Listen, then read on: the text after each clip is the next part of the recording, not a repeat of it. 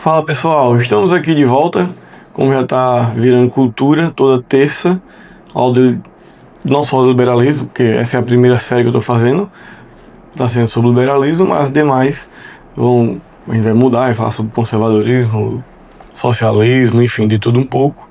Crise de 29, aguardem a série, a Crise de 29 vai ser muito boa. E vamos dar sequência aqui, essa é a nossa segunda aula sobre o liberalismo. A primeira eu trouxe como iniciou o liberalismo, vocês lembram lá, sobre a reforma, sobre a questão religiosa e tal, a liberdade de fé e os direitos fundamentais previstos por John Locke, né? E eu ainda finalizei lá na aula citando 3 escritores que para mim eu acho fundamentais, os escritores mais clássicos, né, do liberalismo, que era John Locke, que é o inventor do liberalismo, o pai do liberalismo. Citei também Alex de Tocqueville, né? E citei o grande John Stuart Mill. E aqui essa aula vai ser sobre os principais escritores clássicos da escola clássica do liberalismo clássico, da origem do pensamento liberal. Porém, eu quero fazer aqui uma divisão em 2 partes diferentes. Todo mundo sabe que o liberalismo, hoje em dia, ele fala 90% sobre a economia. Vai ter uma hora que a gente vai enveredar para a economia, quando a gente chegar lá. Nem demora muito, tá? Não sei, eu acho que vou matar essa série aqui em 6, 7, 8 vídeos no máximo. E vai chegar uma hora que a gente vai chegar na escola austríaca de economia, depois vai chegar uma hora que a gente vai chegar na escola de Chicago. E aí talvez não, eu vou desmembrar ali nos principais autores dessas 2 escolas, a de Chicago e a escola austríaca. Uma hora a gente vai ter que conversar sobre eles, mas aqui eu quero, antes de entrar de verdade na economia, eu quero que a gente fale um pouco sobre os autores clássicos, né? E para não já ir muito para dentro da parte da economia, eu separei em 2, dividi na parte política, filosófica e na parte econômica, certo? Então, para a parte política, filosófica, eu queria destacar aqui pelo menos 3 grandes autores que realmente são muito destacados, são a base do pensamento liberal. Um deles é o John Locke, que a gente dialogou um pouco na primeira aula, né? Primeiro eu estou falando aqui da parte política e filosófica, tá? Do liberalismo. O liberalismo político e filosófico, John Locke. Depois eu quero falar um pouco sobre Voltaire, muito importante falar sobre Voltaire, e quero falar também sobre Alex de Tocqueville. Completa aqui uma trinca: John Locke, Voltaire e Alex de Tocqueville na parte política e filosófica. E na parte do liberalismo econômico eu quero destacar aqueles que para mim são os 3 principais, antes de chegar nos autores da escola austríaca de economia. Quero destacar Adam Smith, que eu tenho uma divergência muito grande de aceitar Adam Smith como um autor liberal, e eu vou fazer talvez uma série, ou pelo menos só um vídeo só sobre ele, do porquê que eu acho que ele não é um autor liberal, porquê que ele não defendia o liberalismo, que ele declarou em algumas de suas obras. Mas ele é visto como autor liberal, e eu estou aqui para passar para vocês um pouco da história do liberalismo, não a minha opinião exatamente, né? Então, Adam Smith, querendo ou não, ele é visto como o fundador da economia liberal, né? Então, vou destacar na parte econômica Adam Smith, vou destacar também David Ricardo, certo? E vou destacar o grande John Stuart Mill, que eu já tinha citado na aula passada. Então, recapitulando, na parte política e filosófica, John Locke, Voltaire e Alex de Tocqueville. Na parte econômica, Adam Smith, David Ricardo e John Stuart Mill. Beleza? Vamos lá, vamos falar de cada um agora rapidinho. Então vamos lá, John Locke. Para falar um pouquinho de John Locke, sem ser muito longo, John Locke, como eu falei, que é o pai fundador do pensamento liberal, toda aquela historiazinha do vídeo passado, não vou repetir, tá? John Locke surgiu ali no século XVII, né? Nasceu na primeira metade do século XVII, teve sua obra principalmente na segunda metade do século XVII, já se aproximando do final do século XVII.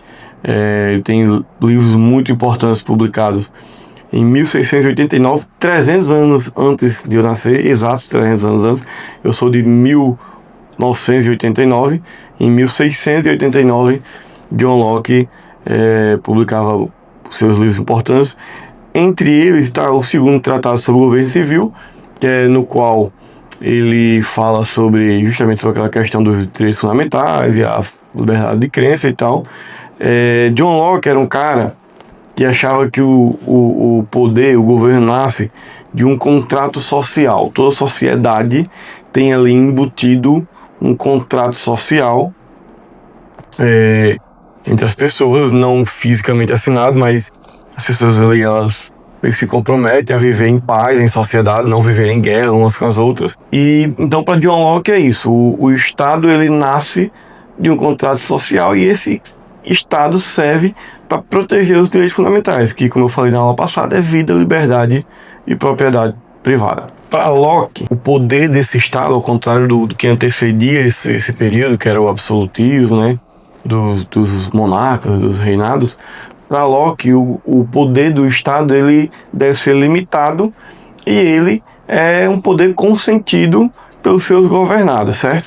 Se o governo começar a ferir os direitos fundamentais dos governados, os governados têm direito a resistir, têm direito a se rebelar e não aceitar mais o governo e destituir esse governo. Essa é uma visão de Locke. Isso é tão forte, isso é tão poderoso, que tão respeitado na literatura mundial, que isso serviu de base para a Constituição inglesa, britânica, para a Constituição americana. Enfim, tudo isso vem desse pensamento original de Locke, que teorizou isso nas suas obras. Realmente estamos falando aqui de um escritor muito grande, muito respeitado no mundo afora. Nem quem é de esquerda não discorda. Quem ousa discordar de John Locke são os libertários, quando eles criticam essa questão do contrato social. Não assinei contrato com ninguém e tal. Mas não precisa ter assinado fisicamente. Se você nasceu dentro de uma sociedade apaziguada, mas que tenha casos isolados de violência, de uma sociedade que está ali decidindo caminhar junto, andar junto, e você quer ter o direito de continuar morando ali, você está aceitando automaticamente o contrato social assinado ali, que em muitos países se manifesta através das suas constituições, suas leis locais, enfim. Você tem até o direito de não aceitar esse contrato social e aquelas leis, as constituições daquele país. Basta você sair e ir embora, e você toca a sua vida em algum outro canto. A questão é, todas as regiões do planeta Terra hoje têm, todos os territórios estão dominados por estados, ou seja, por essas sociedades que cada um tem seus contratos civis assinados. Se você encontrar algum território que não tem nenhum estado dominando, você pode morar lá tranquilamente, sozinho, e você faz as suas próprias leis, você não assina contrato social com ninguém. Tem uma ilha aí,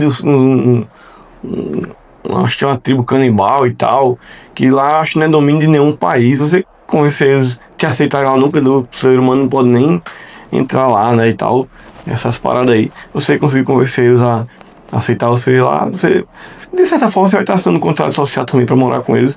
Então é meio inevitável essa questão do contrato social, não adianta muito lutar contra isso. Então é isso, um resumo da obra de Locke é bem por aí, de que todo homem, o ser humano, ele nasce igual e livre, de que outra questão muito importante para o pensamento de Locke é de que a autoridade legítima do Estado ela só existe se respeitar os direitos naturais, né? E para ele a liberdade religiosa é um negócio sagrado, e o Estado não deve se preocupar com isso. Chegamos a Voltaire. Voltaire aqui é o nosso segundo pensador da parte política, filosófica do pensamento liberal, né? O Voltaire é um cara que nasce ali já no finalzinho do século XVII ainda, mas sua vida adulta e, consequentemente, óbvio, toda a sua obra já é no século XVIII, né? Voltaire é um cara que tem uma das frases, diria eu, mais conhecidas e citadas para aquele cara que quer pagar de inteligentinho ali nas redes sociais e tal. Eu lembro de muitos amigos da faculdade postavam essa frase para dizer que são democratas, para dizer que são evoluídos espiritualmente e tal.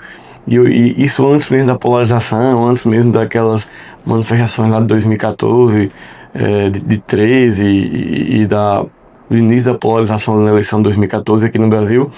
Hoje esses meus amigos, muitos deles postavam essa frase, hoje enveredaram de vez para a esquerda e aí ficam lá combatendo o pensamento, o núcleo dessa própria frase.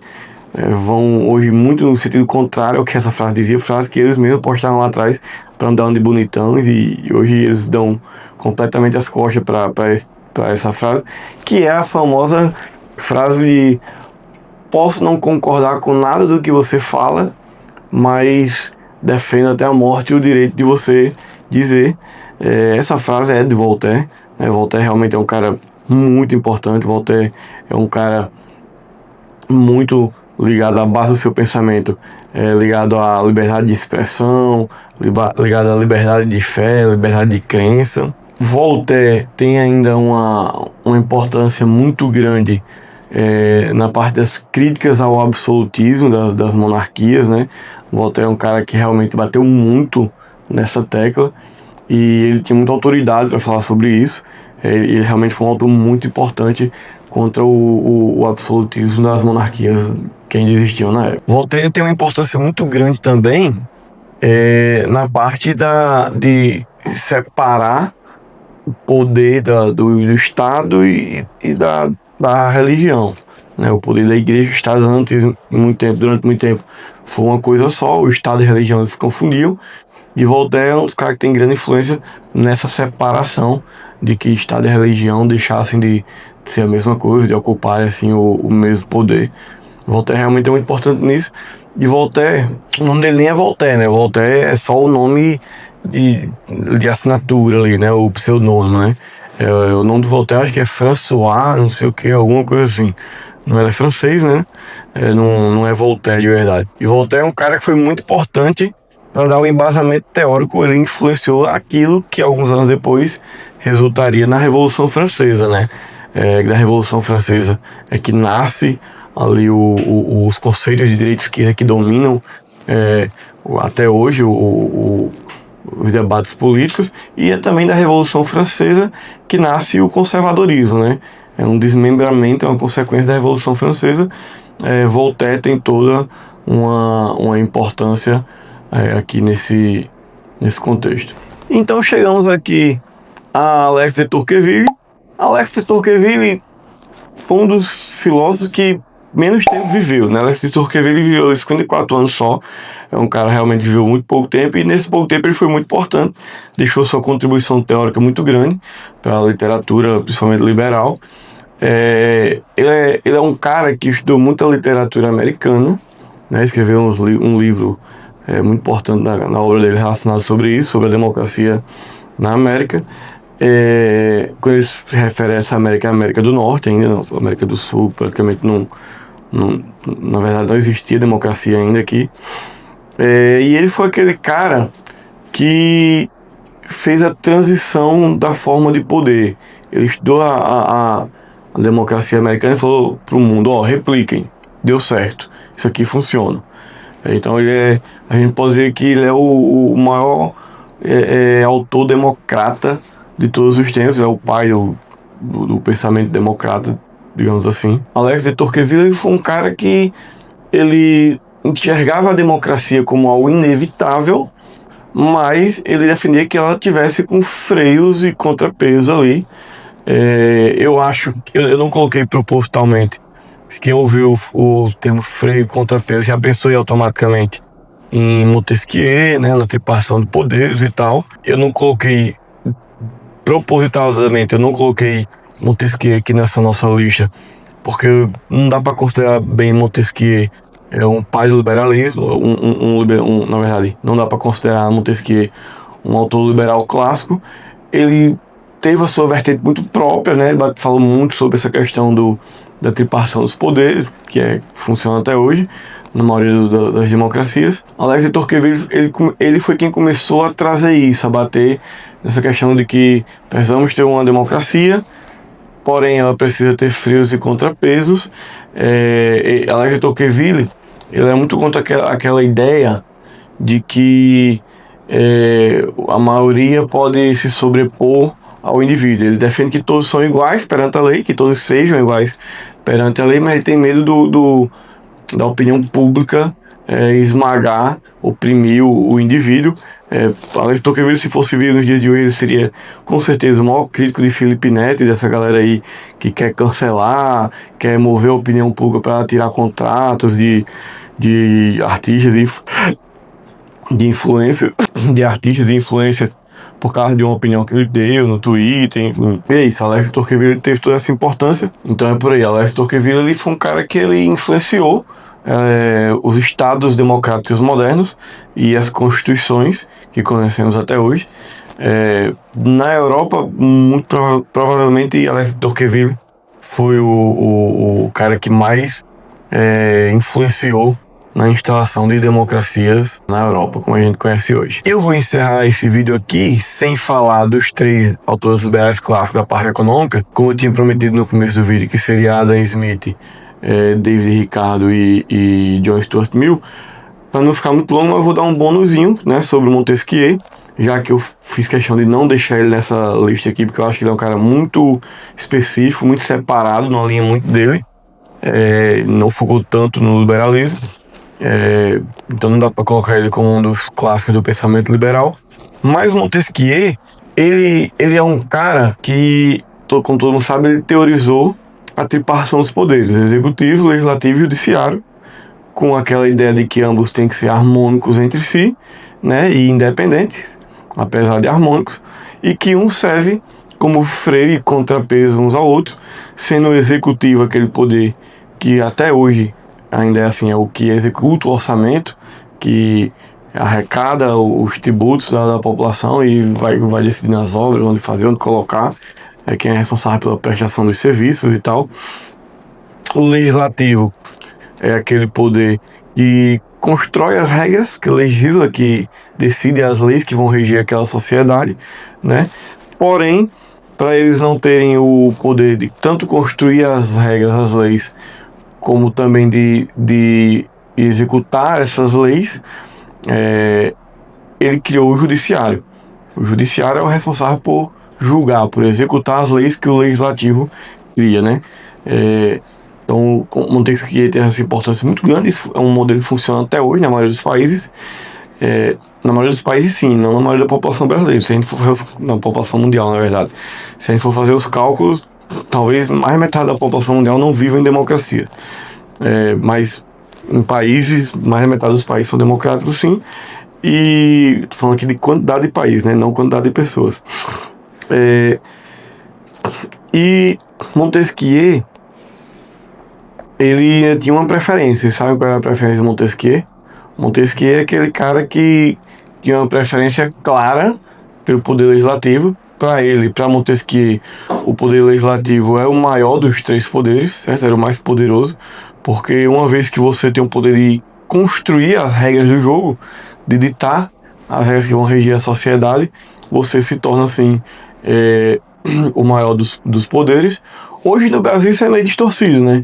A gente vê os políticos claramente demonstrando que para eles o auge da carreira deles é chegar no executivo, né? Então os políticos começam nos legislativos municipais, vira vereador, depois vai para a Assembleia Estadual, né? E depois vai para o Congresso Nacional e vira deputado federal ou senador.